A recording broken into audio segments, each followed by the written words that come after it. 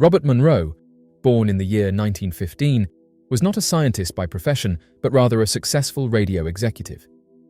Yet his name has become synonymous with some of the most groundbreaking discoveries in the exploration of human consciousness. Through unexpected and profound personal experiences, Monroe began a journey that would not only alter his own understanding of existence, but would go on to impact thousands across the globe through his research, books, and the founding of the Monroe Institute. One of the most compelling aspects of Monroe's life's work lies in his accounts of the non-physical world, particularly his discovery that the Earth is surrounded by multiple energetic bands where consciousness gathers after the transition from physical life. It all began in the year 1958, when Monroe experienced a spontaneous out-of-body episode. He felt powerful vibrations coursing through his body and then found himself outside of it, observing from a different perspective. What started as a terrifying event eventually became a doorway to a lifetime of exploration. Rather than suppress these experiences, Monroe leaned into them, eventually developing controlled techniques for achieving what he called out-of-body experiences. His lifelong research, documented in books such as Journeys Out of the Body, Far Journeys, and Ultimate Journey, has continued to inspire researchers, spiritual seekers, and institutions alike, including a relationship with the Central Intelligence Agency, which took interest in Monroe's techniques for expanding consciousness through non-ordinary means. Central to Monroe's later explorations was the discovery of what he termed bands, or energetic zones that exist around the Earth. These bands, according to Monroe, serve as zones where human consciousness collects after the physical body is no longer inhabited. The bands are shaped by an individual's level of consciousness, beliefs, and personal resonance.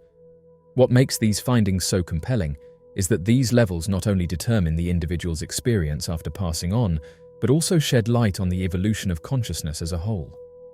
The first band is perhaps the most chaotic. It is a place Monroe described as a turbulent region filled with dense and discordant energies. Beings in this zone are often unaware they are no longer in their physical bodies. Many attempt to continue their routines as if they are still alive, interacting with the physical world to no avail. Others seem stuck in an unconscious limbo, existing in a kind of stasis. Monroe viewed this band as a place of confusion, where thoughts are scattered and purpose is often absent. Within this first band, there are several subgroups. One group contains those who have left their bodies but remain emotionally and mentally tied to the physical world. They may not even realize their transition. Another subgroup includes those in active out-of-body states who have momentarily left their physical form but are expected to return. From a higher perspective, Monroe noted that these beings seemed to simply vanish mid-action as they re-entered their physical form. The first band, then, appears to be an echo of life, filled with thoughts and behaviors that have yet to dissolve. Moving deeper, the third band presents a more structured, yet equally complex domain.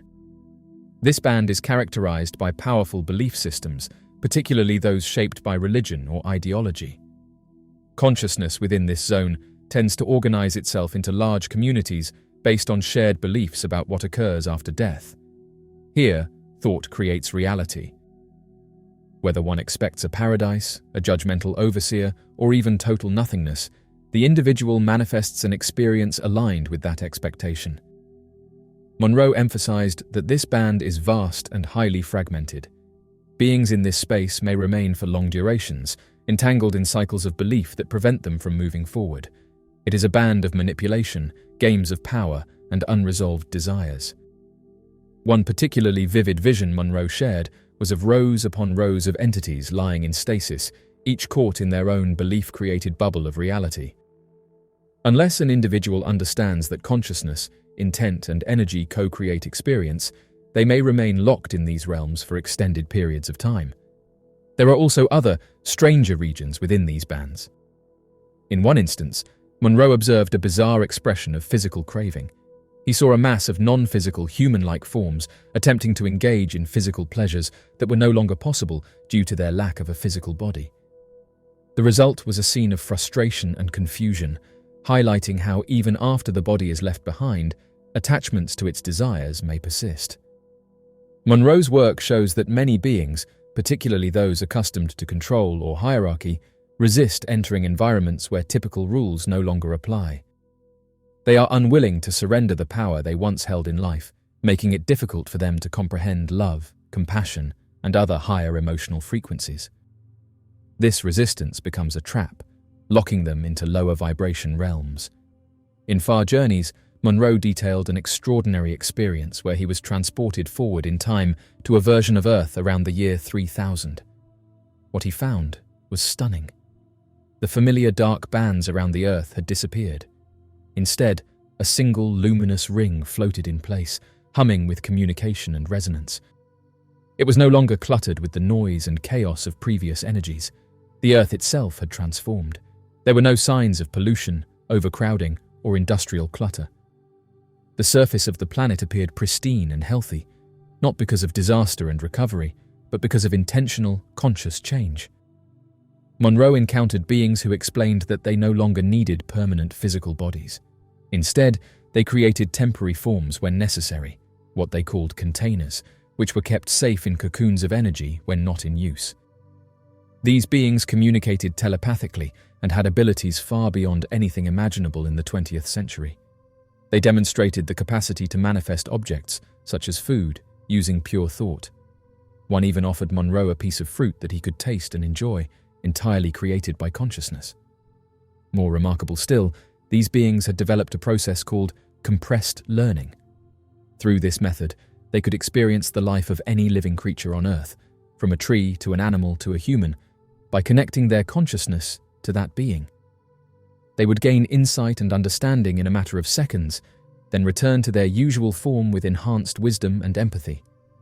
These beings had moved beyond the survival-driven ways of old Earth.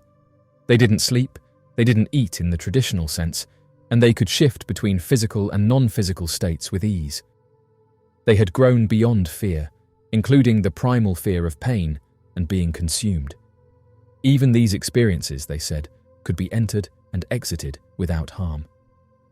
Monroe was told that before arriving in this future Earth, every new soul must first experience one full life on the planet as it was during the older time periods. This was part of the understanding process.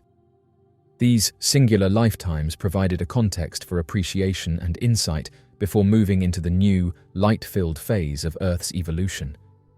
This revelation echoes Monroe's deeper belief that Earth is a kind of school for consciousness, a challenging, often chaotic place, yet one that provides extraordinary opportunities for growth. The experiences here, pain, joy, struggle, connection, help consciousness evolve in ways that are not possible elsewhere. Those who complete the Earth cycle move on, never needing to return. They transition to states of being that are no longer tied to physical density and polarity.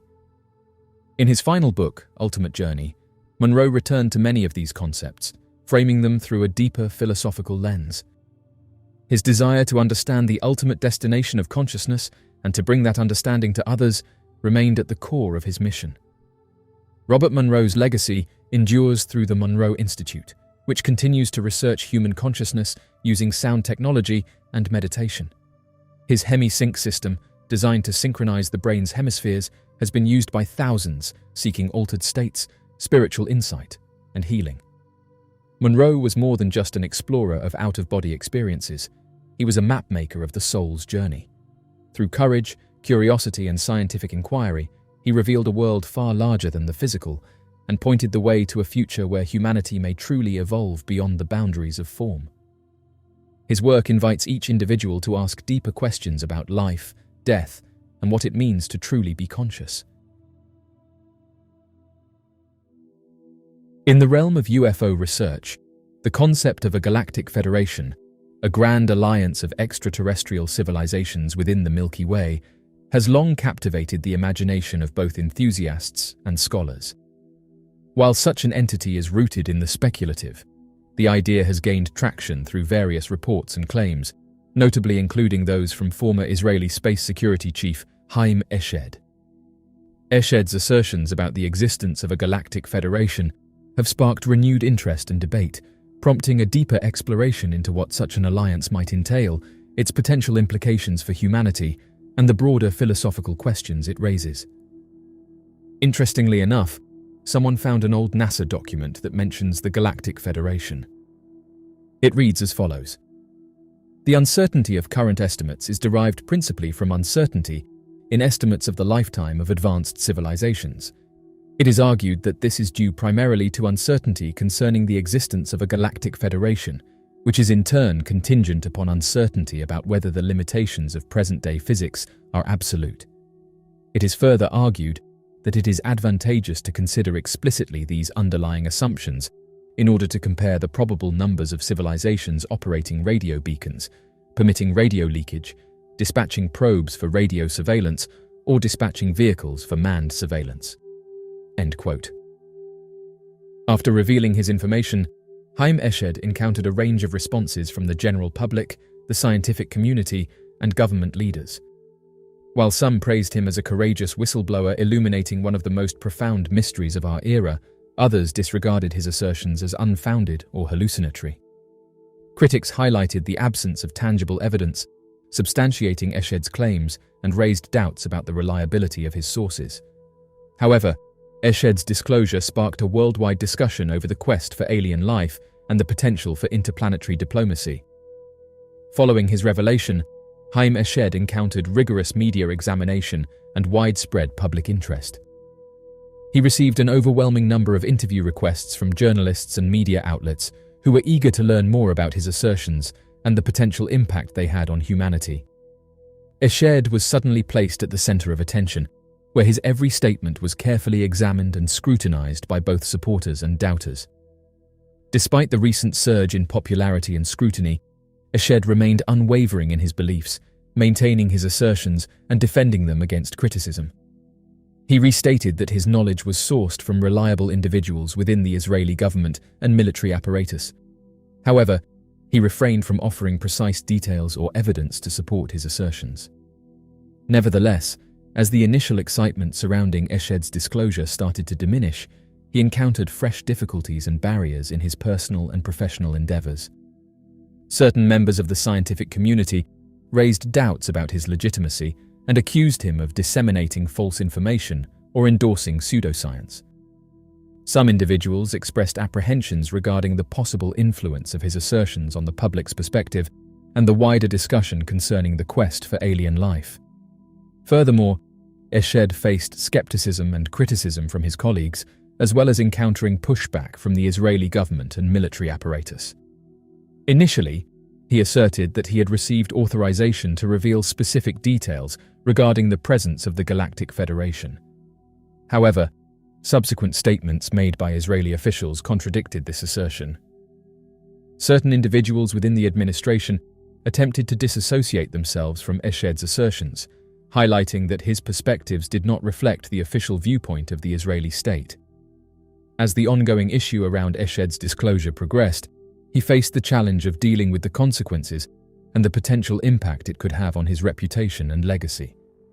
Despite his unwavering dedication to his ideas and ongoing efforts to promote more transparency and openness regarding alien events, he had significant challenges in garnering widespread recognition and trust among scientists.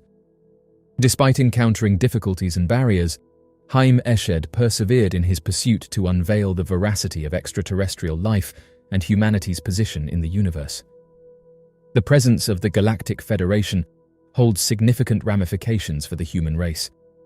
If we are actually under the surveillance and direction of highly developed extraterrestrial entities, it implies that we are a constituent of a broader cosmic society with a responsibility in the continuous development of sentient life in the cosmos. This realization compels us to reassess our presumptions regarding our position in the universe and to embrace a broader and progressive viewpoint. The Federation's focus on abstaining from intervention and adhering to ethical behavior also provides useful insights for humanity. As we progress in our technological advancements and investigate the possibility of communicating with other civilizations, it is crucial that we maintain the concepts of respect, cooperation, and accountability. This entails guaranteeing that our activities do not inflict harm onto other species or ecosystems, both on Earth and in outer space, and that we employ our technological progress for the betterment of all. Moreover, the presence of the Galactic Federation offers a chance for unparalleled scientific and technical cooperation. Through the dissemination of information and allocation of resources to member civilizations, humanity has the potential to make significant advancements in areas such as medicine, energy, and space exploration. By adopting this cooperative method, we can effectively tackle the urgent and critical issues that our world is currently confronting, such as climate change and limited resources. This strategy will also lay the foundation for a future that is both sustainable and affluent. UFO photographed by pilot Marshal Giancarlo Ciccone. Regrettably, the images taken by pilot Marshal Giancarlo Ciccone in June 1979 remain somewhat obscure to those outside of the UFO community, despite their amazing clarity and significance. Furthermore, they are widely considered to be highly convincing and potentially the most definitive proof of extraterrestrial spacecraft flying through our shared atmosphere, yet documented. The fact that the tragedy took place during a military aerial survey mission only amplifies its significance. In addition, the sighting was observed by multiple individuals and was additionally supported by radar data. The case was primarily brought to public attention by the diligent study conducted by Antonio Ciumiento, an esteemed Italian researcher and investigator specializing in UFO phenomena. Nevertheless, the sighting generated controversy, primarily because the information was eventually leaked to the national media, and there were allegations of an intentional effort to downplay and completely bury the episode.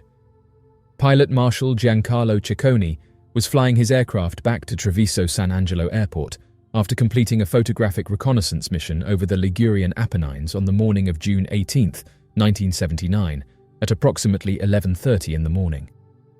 Ciccone received a radio communication instructing him to call the radar crew at Istrana Airfield. They had spotted an unidentified object that appeared to be moving at a low altitude. He reached out to the radar team, and they informed him that the object was exhibiting unusual behavior and was intermittently appearing on the radar scope. He proceeded towards the location and soon caught sight of the conspicuous, sizable, cylindrical object, clearly contrasting with the cloudless, azure late-morning sky. Ciccone later characterized the item as having a dull black color and resembling a fuel tank with a somewhat flat upper portion. Additionally, he noticed a structure that he perceived to be a dome, either transparent or white in hue, resembling a water droplet. The item had approximate dimensions of 25 feet in length and 10 feet in width, and it lacked any noticeable reflection of sunlight. The aircraft was outfitted with 4 cameras, positioned on each side of the cockpit, one looking forward, and the 4th mounted on the underbelly of the plane. Soon after initially observing the peculiar object, he promptly started taking images with these cameras. During this time, the personnel at the control tower at San Angelo Airfield maintained continuous connection with Ciccone. They notified him that multiple soldiers on the ground had visually detected the item with binoculars and observed a trail of bluish hue trailing behind it. Ciccone observed that the object had returned to its original location in the sky. Consequently, he made the decision to maneuver his plane and approach it again with the intention of taking additional images. Nevertheless, when he had accomplished the task, the peculiar airborne vehicle had vanished entirely, perhaps having undergone dematerialization. Simultaneously, it had also vanished from the radar displays at Istrana Airfield. The entire experience, from Ciccone providing visual confirmation of the item to its apparent disappearance, lasted around 5 minutes in total. Ciccone observed that the mystery vehicle, traveling at approximately 300 miles per hour, did not exhibit any turbulence. This indicates that the vehicle is highly capable and more advanced than most known aerial vehicles. Unable to locate the object, Ciccone returned to the base. Altogether, he had captured over 80 photographs, but none of them were able to fully depict the object from its side, which he believed was a deliberate action by the unidentified pilot or pilots. Immediately upon his arrival at the base, experts swiftly extracted the films from the cameras and promptly dispatched them to the development and printing department for preparation before viewing. The images exhibited exceptional clarity and intricate details, unequivocally capturing an extraordinary phenomenon in the Italian skies during that particular afternoon. Ciccone was astute enough to covertly get duplicates of at least one of the images. Several years elapsed after Ciccone's retirement without any official acknowledgement of the object's extraordinary nature, despite the continuous circulation of rumors regarding the sighting and the content of the apparent images. The UFO groups and researchers filed multiple requests to the Italian Ministry of Defense, urging them to provide the photographs and any other relevant material related to the case. Nevertheless, the only information provided in exchange was that the object was simply a cylindrical balloon. Unsurprisingly, this did not please the majority of UFO investigators, especially since that Cicconi's level of expertise would presumably enable him to easily distinguish between a balloon made of black plastic bags and a solid, metallic-like object. Arguably, it was the studies conducted by the aforementioned UFO investigator, Antonio Ciumiento, that initially brought the occurrence to the attention of the broader public. Ciumiento reportedly stumbled onto this information by chance. Upon discovering Cicconi's name in late 1979 through more research, he successfully arranged an interview with the pilot and had the opportunity to examine one of the images captured. Despite his initial hesitation, he provided Ciumiento with the fundamental information about the incident, with the understanding that it should remain confidential, at least for the time being. Nevertheless, after retiring in 1983, he became increasingly open to the inquiries of the UFO investigator, who persistently pursued the case despite his desire for the details to stay confidential. In 1984, the Italian Ministry of Defense made an announcement stating that organizations might study UFO data if they obtained authorization through them. Ciumiento submitted an official request for the release of the images on August 24th of that same year. He would request a transcript of the documentation related to the encounter, the ministry's thoughts on the case, and the opinions of the commission responsible for analyzing the UFO documentation.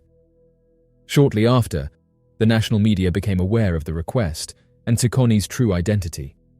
Ultimately, Ciumiento would disclose his knowledge of the case, and numerous publications would subsequently be published, often accompanied by detailed reconstructions of Cicconi's observations. Interestingly, Cicconi subsequently expressed his irritation at the unauthorized release of the information to the media. In November 1984, the Ministry of Defense released its official account, commonly referred to as the black plastic bags version. The official response, which was a summary that had little to do with what Cicconi had told them, left Ciumiento flabbergasted, as he wrote in his 1988 essay for Flying Saucer Review. According to the records of the UFO investigator, Cicconi explicitly expressed that it was impossible to imagine that any of our flying objects could exhibit the same behavior as that thing. Furthermore, Cicconi explained that, according to the established principles of physics, the object should not have been capable of flying. Ciumiento anticipated that the case would be deadlocked and would need to be archived as unexplained. On April 19, 1985, the magazine Epoca published a story titled Secret UFO Report that included specific information about the Cicconi case, as well as 3 images taken by the pilot. The investigator would be prompted to formally request certification from the Ministry of Defense regarding the authenticity of the photos published in the magazine. In June 1985, the Ministry of Defense provided a response that essentially confirmed the authenticity of the pictures. They included official copies of the 3 photographs in their reply. However, Ciumiento's study would take an additional turn. Based on his research of the officially authenticated photographs, he found tiny discrepancies compared to the picture he personally saw in late 1979. He would assert that the current condition of affairs was significantly distinct from the image he and his colleagues had observed several years before. He would emphasize that, as previously stated, the item consistently maintained its location relative to Cicconi's images, thus preventing an accurate depiction of its true shape. Nevertheless, the investigator would argue that the officially provided photographs do not provide evidence of changes in position relative to the ground and the horizon. The correctness of Ciumiento's statement is up to discussion. Coincidentally, during Ciumiento's investigation of the Cicconi case, he held the position of vice president at the Italian National UFO Research Center. Subsequently, he established the Italian Study for UFOs. The organization that reviewed the case in 1994, 15 years after it happened, is the same organization. During Cicconi's initial meeting with Italian Study for UFOs in September 1994, he acknowledged to the team that the 3 images published in Epoca were among the 80-plus photographs he had taken on that June morning in 1979. Therefore, it can be inferred that Ciumiento may have misremembered the photograph he had seen, leading to his mistaken suggestion that the published pictures had been manipulated or were completely different. Furthermore, it was revealed that Ciccone no longer possessed the copy of the photograph he had taken on the day it was developed by the Air Force. He was unsure whether it had been misplaced or stolen, but its current location was unknown. The investigators would also interview Remo Guerini, the author of the Epoca story, who had apparently acquired some 30 images from the Italian Ministry of Defense, with authorization to publish 3 of them as a result of his exceptional connections with the Air Force. Notwithstanding, he asserted his lack of knowledge regarding the whereabouts of the images during the interview. However, by August 1995, the situation underwent another unexpected turn. Ciccone's photo, which had inexplicably disappeared, resurfaced just as inexplicably. In the 19th August edition of Giornale, an article about the case was published, featuring the recently unearthed photos just slightly more than 2 weeks after the incident. Shortly after, the national media disseminated comparable items. There appeared to be a renewed interest in the case. Although there seems to be a revived interest in the case and the UFO subject in general, many of the articles addressed the case and subject with a sensationalist mentality, ensuring that such claims were not accepted seriously. Undoubtedly, the extent to which this is a deliberate strategy, potentially influenced by external factors, is a matter open to discussion. There have been other instances documented where UFO investigators have accused local and national media outlets of downplaying, sensationalizing, or even censoring reporting of these occurrences. The account's consistency and believability provide substantial evidence supporting the assertion that cigar-shaped UFOs are authentic and legitimate.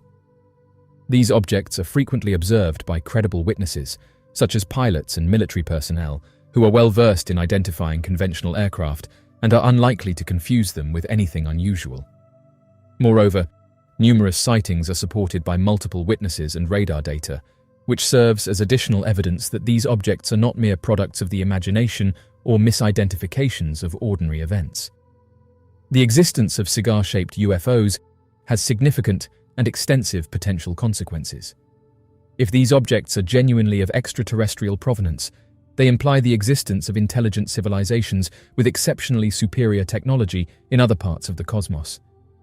This realization would drastically transform our comprehension of our position in the universe and our connection with other sentient entities. Furthermore, it would prompt significant inquiries on the intents and motivations of these beings from outer space. Moreover, the presence of elongated UFOs in the shape of cigars could have substantial ramifications for the fields of science and technology. The utilization of sophisticated propulsion systems and materials in these objects has the potential to offer vital knowledge and stimulate innovation in the creation of novel technologies on Earth. Through the examination of these things, scientists and engineers have the potential to discover novel techniques for propulsion, energy production, and materials science that could bring about significant changes in numerous sectors and industries. Ultimately, the substantial evidence substantiating the presence of elongated UFOs in the shape of cigars is highly persuasive and demands thoughtful examination. The testimony's consistency and trustworthiness, along with the exceptional qualities and behaviors of these items, indicate their authenticity and genuineness.